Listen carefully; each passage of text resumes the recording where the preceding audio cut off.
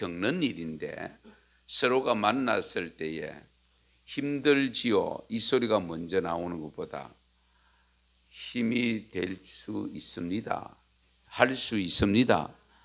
새롭게 새로운 비전 가운데 새로운 역사가 일어날 줄 믿습니다. 이런 좀 긍정적인 인사를 좀 나누면 어떨까? 이제 그런 생각인데, 목사인 저도 가만히 이래 보면 성도들을 만났을 때에 어려우시죠. 대부분 첫 마디가, 첫 인사가 그런 말이 쉽게 나오는 것을 보면 정말 우리 삶의 모든 사회 그 구석구석이 얼마나 그런 모습이 깔려 있는가 하는 것을 알 수가 있습니다. 자, 이 어둠의 세상 보고만 있을 것인가? 어떻게 할 것인가? 여러분, 하나님이 창조하실 때에 제일 먼저 창조하신 것이 무엇인지 아시죠? 빛이 있어라. 빛이 있어라. 그러면 하나님께서 왜 첫 번째 빛을 창조하셨을까? 빛을 창조할 수밖에 없는 상황이 창세기 1장 1절 2절에 나타나 있습니다. 거기 보시면 혼돈하고 공허하고 흑암이 깊음 위에 있었다. 혼돈과 공허함과 흑암이 있었기 때문에 하나님은 제일 먼저 빛을 창조하신 거예요. 그러면 어두운 세상 속에 하나님의 자녀들이 살아가는 이 삶 속에 그 어둠 속에 걸려 넘어질지도 모르는 그런 환경 속에 우리 하나님이 무엇을 원하실까? 저는 그 질문을 던지면서 오늘 본문 말씀을 듣게 되었습니다. 네가 일어나 빛을 발해라. 네가 일어나라. 네가 일어나 빛을 발하라. 은성교회 교우들이 일어나 빛을 발하라. 남 보고 비추라 하지 말고 내가 먼저 빛이 되라. 그 말씀을 강하게 받았습니다. 그 어느 때보다도 빛이 필요합니다. 성도 여러분들이 하나님이 주신 달란트를 받아서 이 어둠이 깃든 세상 속에 살아가면서 다가가서 해야 될 일이 뭐냐? 빛을 발하는 삶을 살아야 됩니다. 문제는 빛을 발하는 삶을 위해서 먼저 취해야 될 행동이 하나 있습니다. 여러분, 그것이 뭐냐? 오늘 본문 말씀 시작이 뭡니까? 일어나입니다. 일어나. 일어나 빛을 발하라. 가만히 앉아서 빛을 발하라, 누워서 빛을 발하라 아닙니다. 일어나 빛을 발하라.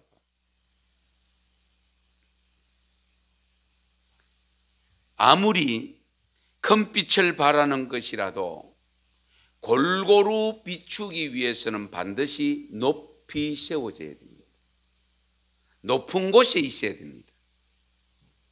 그렇지 않아요? 이 지금 밝은 이 불도 탁자 위에 올려놓으면 그 부분만 비춥니다. 하나님께서 왜 하늘을 만드시고 해와 달과 별을 하늘에 두셨을까? 이 어둠의 세상을 밝히기 위해서입니다. 이 어둠의 세상을 밝히기 위해서 하늘을 만드시고 그 위에 해와 달과 별과 이 온갖 빛을 두신 거예요. 그래서 우리가 전구도 전부 천정에 달아놨습니다. 왜? 넓은 곳을 비추라고. 그래서 예수님께서 마태복음 5장 15절에도 이렇게 말씀합니다. 하나님이 등불을 켜서, 사람이 등불을 켜서 말 아래에 두지 아니하고 등경 위에 두나니 이러므로 집안 모든 사람에게 비치느니라. 사실은 불을 밝히는데, 빛을 발하는데 밑에 두지, 등경 밑에 말 아래 두지 아니하고 등경 위에 두었다. 우리가 그렇지 않습니까? 불을 켜면 항상 넓게 하기 위해서는 높이 했습니다. 그래서 옛날 호롱불 시대도 보면은 등잔대가 있습니다. 왜? 높이 올려야 골고루 밝아지기 때문에. 그러므로 우리가 세상에 빛을 발하는 삶을 위해서 가장 먼저 취해야 될 것이 뭐냐? 일어나는 일입니다. 일어나야. 그러면 이 말씀에서 일어나라는 의미가 뭘까? 우리가 지금도 일어났다가 앉고 했는데 어떤 의미를 가지고 일어나라고 말씀하셨을까? 아이들을 지금도 키워보면 가만히 엄마가 주는 밥만 받아 먹고 누워 있다고 생각해 보세요. 그 아이는 절대로 힘을 발할 수 없습니다. 성장도 제대로 할 수가 없습니다. 어떻게든지 눈만 뜨면 일어나고 뛰어다니고 그러면서 자라는 거잖아요. 하나님께서 일어나 빛을 발하라, 빛을 발하라 라고 말씀하지 않고 일어나 빛을 발하라고 한 것, 우리가 깊이 헤아리셔야 됩니다. 우리가 빛을 발하는 삶을 위해서 먼저 해야 할 일은 일어나는 일인데, 쪼그리고 앉아서는 빛을 발할 수 없고, 빛을 발해도 내게만 비춰지지 다른 사람에게 비춰지지 않습니다. 우리는 생명이 있는 삶을 살아야 되거든요. 우리가 강한 힘을 가진 자로서 삶을 살아야 되거든요. 건강한 아이들이 자꾸 밖을 뛰쳐나가려고 하고 움직이려고 하고 뛰어다니려고 하는 것처럼 우리 신앙도 건강한 신앙을 가진 성도라면 우리가 가만히 안주하고 있는, 앉아있는 신앙이 위해서는 안 됩니다.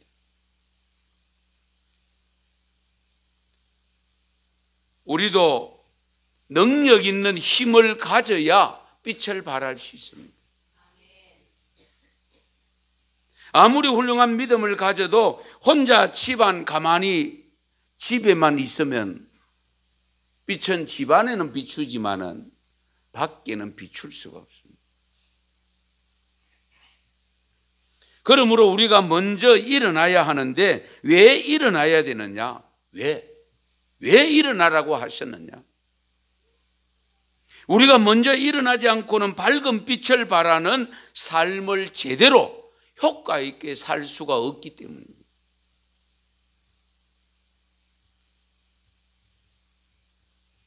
그래서 예수님께서 너희는 세상의 빛이라고 했습니다. 우리가 일어나지 않으면 세상을 향하여 나아갈 수가 없습니다.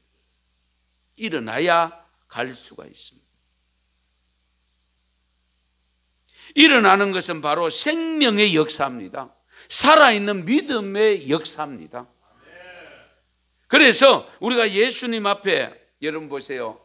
회당장 야이로 딸이 죽은 딸을 살려달라고 예수님을 찾아왔지 않습니까? 그래서 예수님이 그 야이로 집에 찾아갑니다. 가서는 그 딸을 향해서 성경을 읽어보면 일어나라, 아이야 일어나라 라고 말씀합니다. 나인성 과부의 아들이 죽어서 상녀를 메고 나갈 때에 예수님이 마주쳤습니다. 그 상녀를 멈추게 합니다. 그 관에다가 손을 얹고 청년아 일어나라 라고 일러줍니다.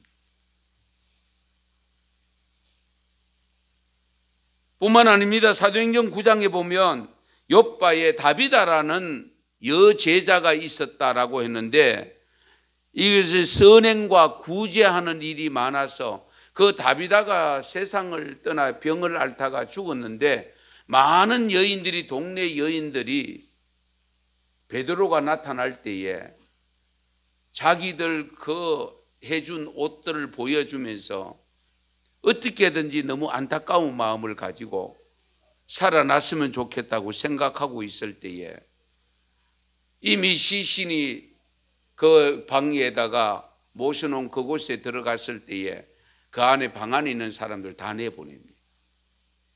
내보내고 이 베드로가 일성으로 외친 말씀이 뭐냐? 다비다야, 일어나라. 다비다야, 일어나라. 그랬을 때에 일어났습니다.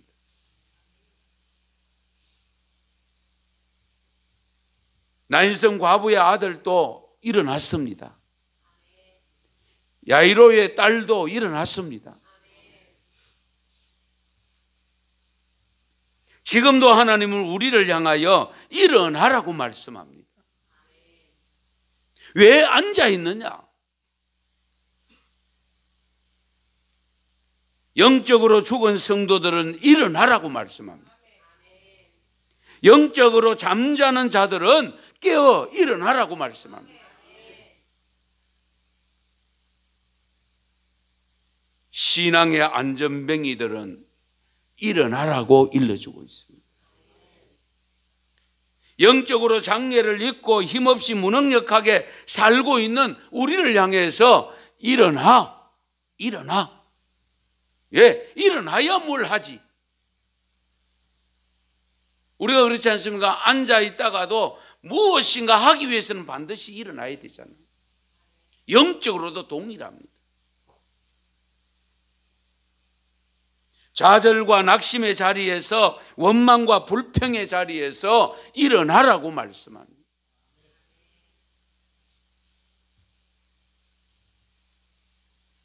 금년에도 후회한 지난해처럼 그대로 사시렵니까? 언제까지 그렇게 힘없이 무능력한 모습으로 살아가시렵니까? 언제까지 어둠의 일을 벗지 못하고 어둠 속으로 자꾸 끌려 들어가는 삶을 살겠습니까? 언제까지 마지 못해 끌려다니는 힘없는 신앙, 어둠의 신앙에서 허덕거리고 있겠습니까? 그런 삶은 지난 시간으로 족하게 여기고 새해가 밝았으므로 금년에는 다 일어날 수 있기를 바랍니다. 새해에는 더욱더 건강한 모습으로 남들이 하지 못하는 일을 해내시고 남들이 쉽게 가려고 하지 않는 곳에도 뛰어갈 수 있는 믿음이 되시기 바랍니다. 남들은 힘든다고 해서 포기해버리거나 제대로 하지 못하는 사역이라도 나는 거뜬히 해낼 수 있는 왕성한 성령의 능력을 가지고 일어나 걷는, 뛰는 믿음이 되시기 바랍니다. 비실비실해서 누군가가 건드리면 툭 넘어지는 이런 모습으로는 빛을 발할 수 없습니다.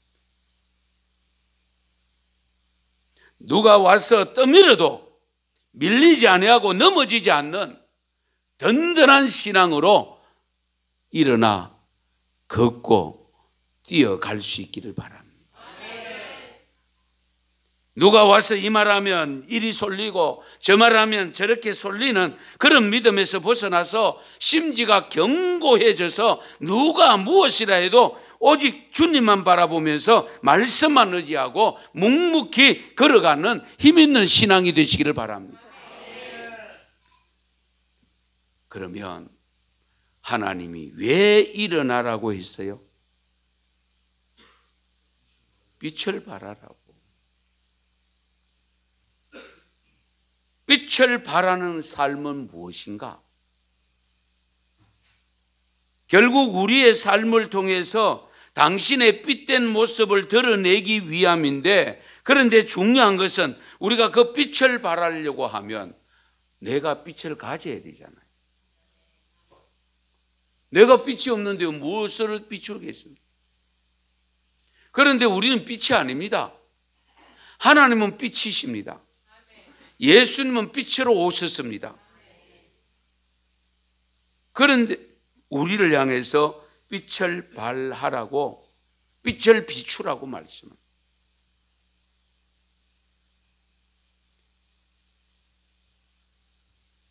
분명한 것은 우리가 빛을 비추는 발광체는 아닙니다만, 그러나 오늘 본문 1절 하반절에 보면 여호와의 영광이 내 위에 임하였음이니라.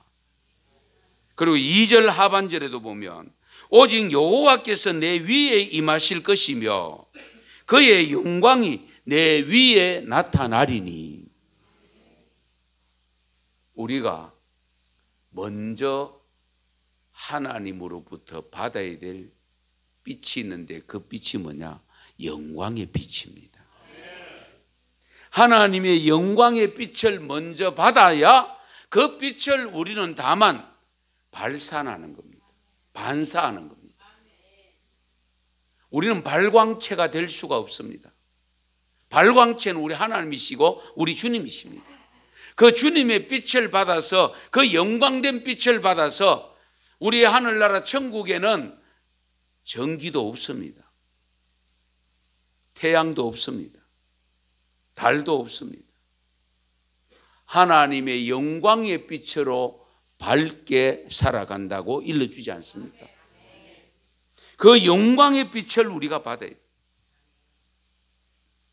그래서 우리가 반사를 시켜나가야 되는데요, 날이 갈수록 더 어두워지는 세상을 밝은 세상으로 비추는 빛이, 이 물리적 전기빛은요, 솔직히 밝으면 밝을수록 세상이 밝아지는 것이 아니고 더 어두워진다는 사실을 여러분 아십니까?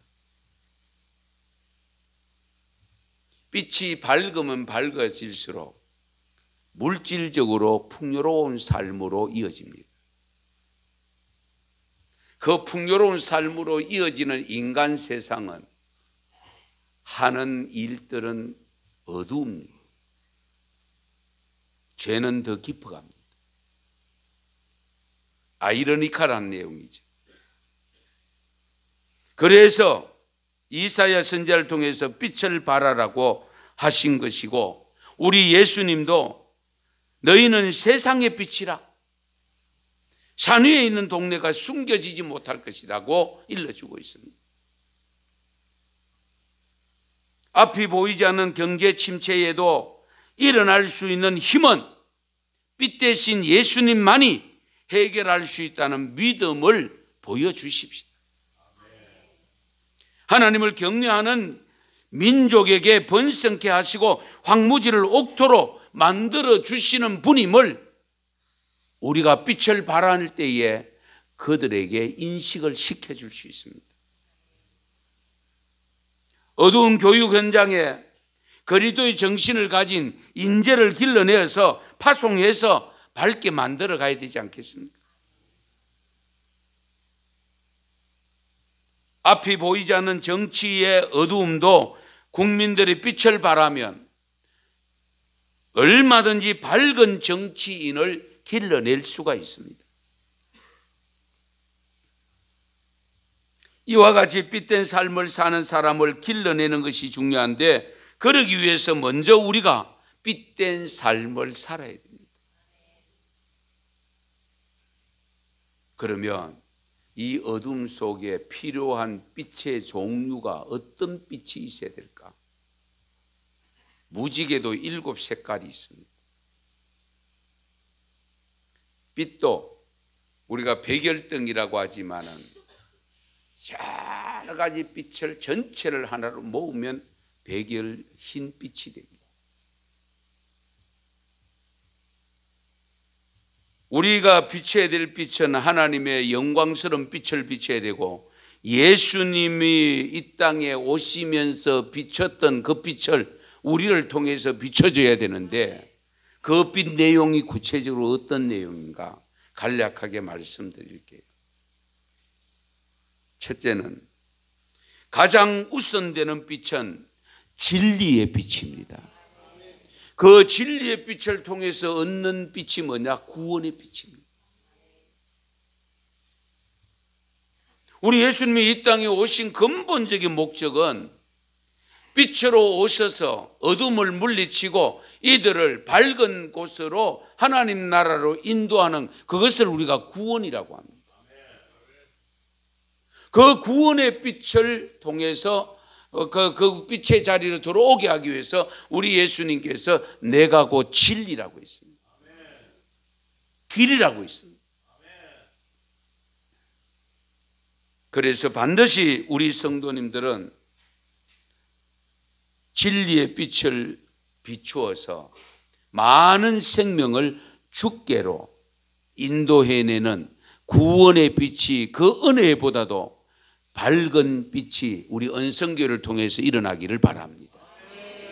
두 번째는요, 성결한 삶을 사는 거룩한 빛입니다. 거룩의 빛입니다.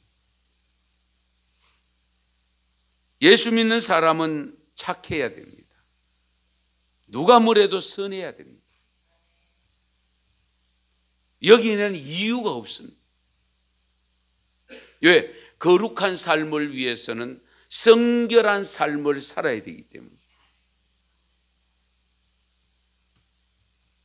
구원받지 못한 사람과 구원받은 사람을 구별하는데 무엇으로 구별합니까? 우리의 말씨로, 행위로 구별되어야 되지 않습니까? 그렇게 살기 위해서는 저는 늘 제안합니다. 예수님처럼 바보가 되어야 됩니다. 바보가 되지 않고는 제대로 이 빛을 발할 수가 없습니다. 그런데 이상한 것은 우리가 존경하고 우리가 높이 세우는 훌륭한 삶을 살았던 사람들 면면히 살펴보면 전부 바보같이 살았거든요. 그런 사람을 존경하고 그런 사람을 우러러 보면서도 정작 나는 그 길을 가지 않는다는 사실. 이상하지? 바보처럼 사는 그 한계를 뛰어넘지 못하기 때문에. 알고 있어요. 그런데 살아보면 그것을 뛰어넘는 것이 어렵습니다. 내가 바보가 돼. 그래야 거룩의 빛을 발할 수 있습니다. 그래야 하나님처럼 거룩한 삶을 사는 성도가 됩니다. 은성교회 성도들은 새해에 보다 성결한 삶으로 거룩한 빛을 발할 수 있기를 축원합니다. 세 번째는 의롭게 살아가는 진실의 빛입니다. 저는 우리 사회의 교회 안에 모든 문제를 볼 때에 결국은 뭡니까? 제도, 법, 관습 아니고요. 그걸 만드는 것은 결국 사람이거든요. 사람에게 문제가 있는데 사람에게 가장 큰 문제점 중에 하나가 뭐냐? 정직성을 확보하지 못하고 있습니다. 정치계도, 경제계도, 교육계도, 종교계도 저는 늘 이 정직성만 제대로 회복되면 밝은 사회가 됩니다.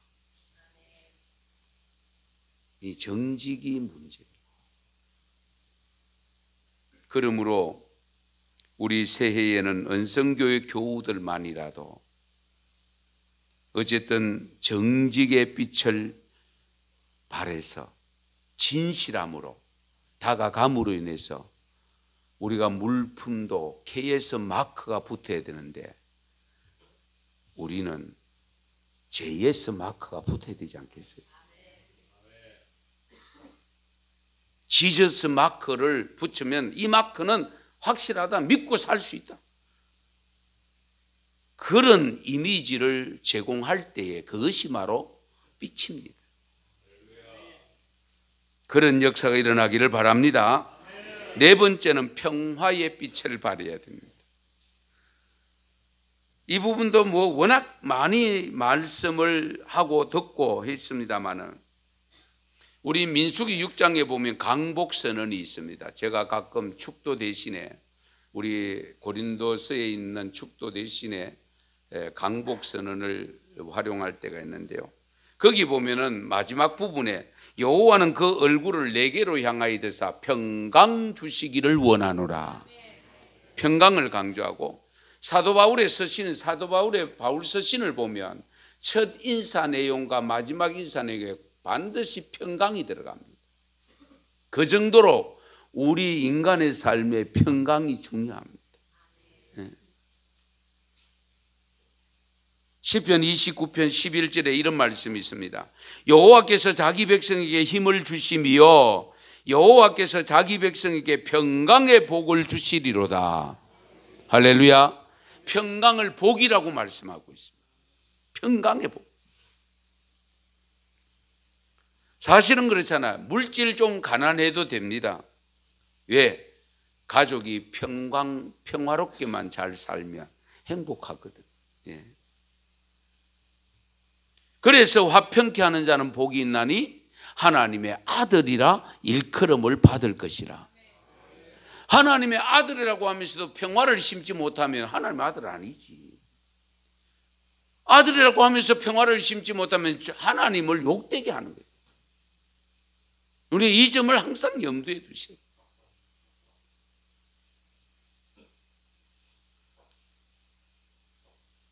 이 평강의 빛을 반드시 발해야 됩니다. 평강.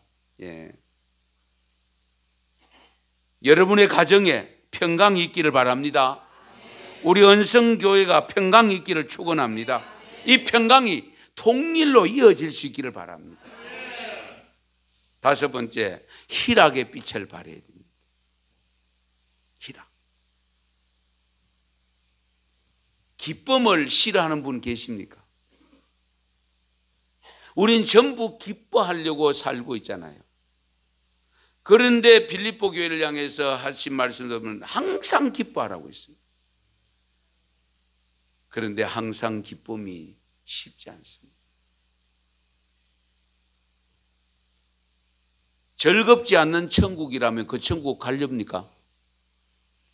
그 천국은 저는 안 갈래요. 그렇잖아요. 즐겁지 않는 천국 그거 왜 갑니까? 기쁨이 있을 때의 천국이지. 그러므로 우리가 이 빛을 발하려고 하면 내가 광채가 되어야 되는데 우선은 받아야 되는데 이미 우리는 주님의 기쁨을 받았습니다. 구원의 은혜의 기쁨을 누리고 있지 않습니까? 그 기쁨을 바라는 빛된 삶을 살아야 되는데 내 자신이 먼저 확실해야 됩니다. 내가 즐거워요. 이래도 즐겁고 저래도 즐겁고. 저희 교회도 그런 분 계세요. 예, 제가 말씀은 안 하는데 늘 즐겁고 늘 기쁘고 늘 웃으시고. 예. 목사도 그렇게 잘 안 되는데. 그러나 우리 하나님 앞에서는 어떤 것도 모든 것이 협력하여 선을 이루어 가신 하나님이시기 때문에 지금 내가 생각할 때 좀 이거는 아니라고 생각되어지는 별로 기분 좋지 않는 일이 발생했다 할지라도 그걸 웃음으로 받아 넘기면 반드시 더 큰 즐거움, 기쁨을 주는 일로 하나님이 바꾸어 주세요. 우리가 이 믿음 가지고 살잖아요. 그러므로 즐겁지 않는 일이 발생하더라도 즐거운 마음을 가지고 그것을 극복할 수 있는 삶을 살 때에 그게 빛이 되는 겁니다. 저분은 어떻게 해서 늘 싱글벙글하고 다닙니까? 가보니까 집에 가보니까 별거 없는데 집에 가보니까 잘 사는 것도 아니고 자녀들이 잘 돼 있는 것도 아니고 그 왜 그렇게 기뻐하느냐? 주님 때문에. 주님 때문에. 내가 장차 천국 간다고 하는 그것 때문에. 다른 거 없어요. 그것 때문에 기뻐요. 그러므로 희락의 빛을 발하시기를 바랍니다. 마지막으로 소망의 빛을 발해야 돼요. 소망의 빛. 지금 세상 사람들을 어둠의 세상에 사는 그런 삶을 사는 자리에 희망이 없습니다. 소망이 없습니다. 아이고 이렇게 열심히 해봐도 뭐 돈도 몇 푼 못 받는데 대충 하지 뭐. 공부 이렇게 열심히 해봐도 뭐 별 수 없대. 난 공부 안 할란다. 이제 그런 마음 갖는 아이들이 있어요. 청년들 대학교 졸업하는 것이 겁이 나가지고 요즘 휴학을 많이 합니다. 그래서 학교 경영에 어려움이 있다는 이야기를 들었거든요. 왜? 휴학을 많이 해버리니까. 거기다가 입학 정원은 자꾸 줄고 어려운 거지. 그 휴학을 왜 하느냐? 졸업하고 나면 취직해야 되는데 취직할 자리가 마땅히 보이지 않으니까 비전이 안 보여. 꿈이 안 보여. 그래서 우울증 환자가 급증하고 있지 않습니까? 그래서 이 대한민국이 좋은 점도 많지만은 정말 자살률 세계 1위를 차지하고 있지 않습니까? 안타까운 일입니다.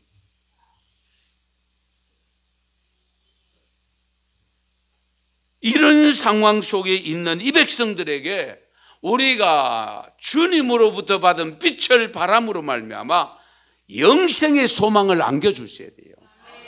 영생의 비전을 보여주셔야 돼요.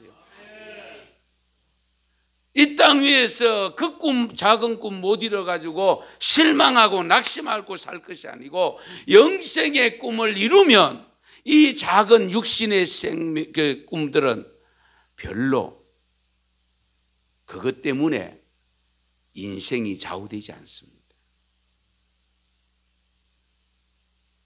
그리고 우리가 내 영혼이 잘 된 같이 범사가 잘 되고, 할렐루야, 영혼이 잘 되면 범사가 잘 된다. 하나님 말씀입니다. 사랑하는 성도 여러분, 진리의 빛으로 다가오는 구원의 빛을 비추시기 바랍니다. 성결한 삶을 사는 거룩한 빛을 비추시기 바랍니다. 의롭게 살아가는 진실의 빛을, 정직의 빛을 비추시기 바랍니다. 평화의 빛을 비추시고 희락의 빛을 비추시고 소망의 빛을 비추십시다. 이와 같은 빛을 보다 구체적으로 어디에 비춰야 되느냐? 첫째가 자기 자신입니다. 내게 그 빛이 있어야 그 빛을 발할 수 있잖아요. 반사시킬 수 있잖아요. 두 번째는 자신의 가정입니다. 내 가정에 그 빛 없는데 어디 가서 비추겠어요? 가정에 빛이 있어요. 그리고 세 번째가 내가 섬기는 지체가 되는 교회입니다. 몇만 개 되는지 모르지만 대구가 1600개 교회라고 합니다만은 그렇게 많은 것은 아닙니다. 그러나 이 교회들마다 이렇게 빛을 비추면 신자율이 10%만 되겠어요?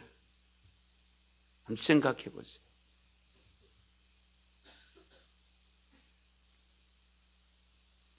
우리가 내 마음의 빛이 비춰지고 가정의 빛이 비춰지고 교회가 빛이 비춰지면 그것이 바로 어떻게 돼요? 세상을 비추는 겁니다. 이와 같은 빛을 비추면 어떤 현상이 일어나느냐 기대하세요. 오늘 본문 3절 보십시다. 나라들은 내 빛으로, 왕들은 비치는 내 광명으로 나오리라. 할렐루야. 그리고 4절 보십시오. 같이 읽으실까요? 같이 읽겠습니다. 내 눈을 들어 사방을 보라. 무리가 다 모여 내게로 오느니라. 내 아들들은 먼 곳에서 오겠고 내 딸들은 안기어 올 것이라. 아멘. 빛을 비추는 삶을 제대로 살면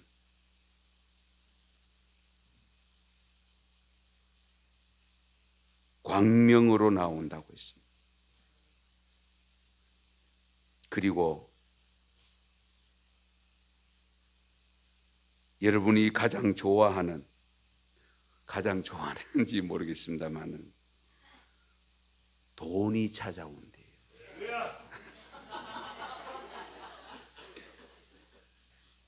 한번 보세요. 예.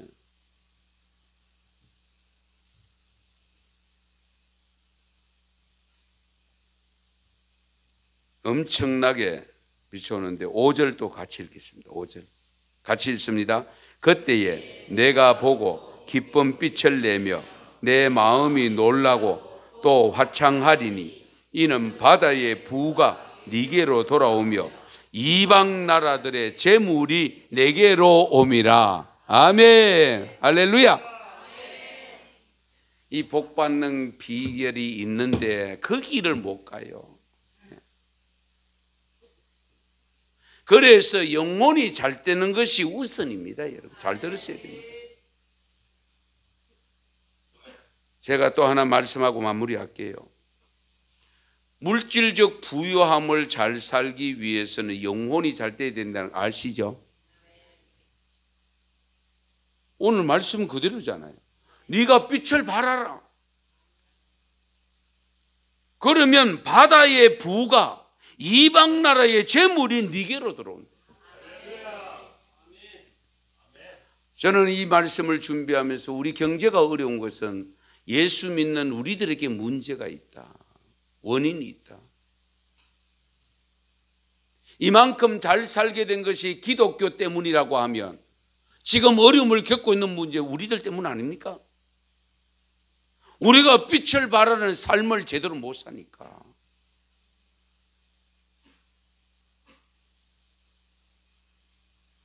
다시 말씀드리지만은 비근한 예로 대구에 8개 구가 있습니다. 가장 잘 사는 구가 수성구입니다. 가장 못 사는 구가 서구입니다. 비산동, 평리동. 특색을 아십니까? 비산동 쪽에 가면은 깃대가 많이 보입니다. 무당들이 많습니다. 수성구에 가면 그런 깃발 전혀 안 보입니다. 그런데 신자율이 수성구가 12.5%였습니다. 서구는 8% 정도밖에. 대구가 경제 자립도가 전체 광역시 13개인가요? 그 중에 11번째입니다. 그렇게 낮습니다. 왜 그러냐? 신자율이 그랬습니다. 이 점을 우리 젊은 학생들 잘 들으세요. 결국은 하나님이 복을 주셔야 됩니다. 오늘 주신 말씀, 일어나 빛을 발하.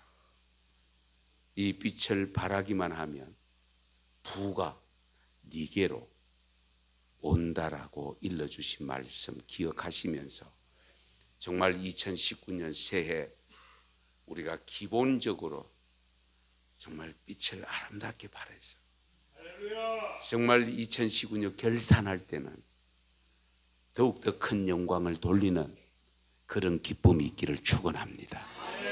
기도드리겠습니다.